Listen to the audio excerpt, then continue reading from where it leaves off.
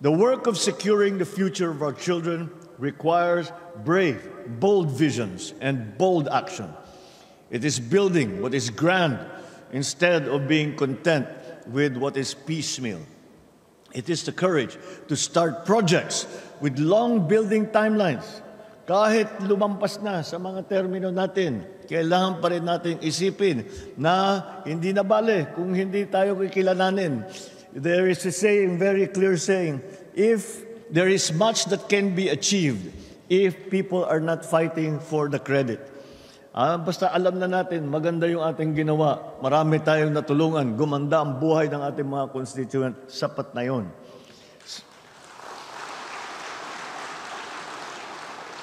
In that way, we serve the greater good instead of meekly setting for short gestation periods that are only high in optics and in gimmickry. It is about going for ambitious projects that span several terms, without regard for who will inaugurate them when completed, instead of picking ones that are ribbon-cutting ready before elections and the campaign. Hindi naman natin maiwasan talaga yan.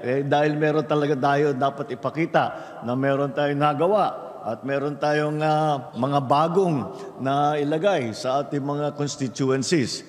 Ngunit, ang ating ginagawa ngayon is we are trying to transform. I am hoping that this administration, I'm working very hard to make this administration a transformational one. At ibig sabihin yan ay marami talaga tayong kailangang palitan structurally. Bakit natin kailangan gawin yun?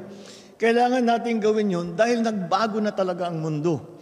At hindi na tayo maaring, hindi na maaari na yung ginagawa natin, yung dati pa natin ginagawa.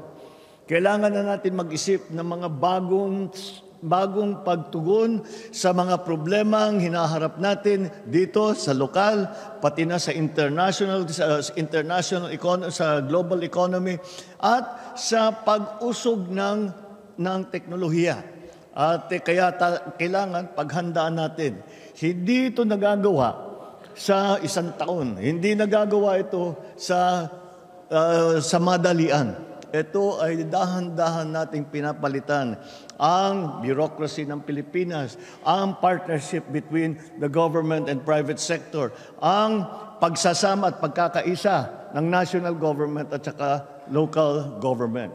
Kaya madalas kong sabihin, mandate should not be wasted on petty things. It should be used for grand things.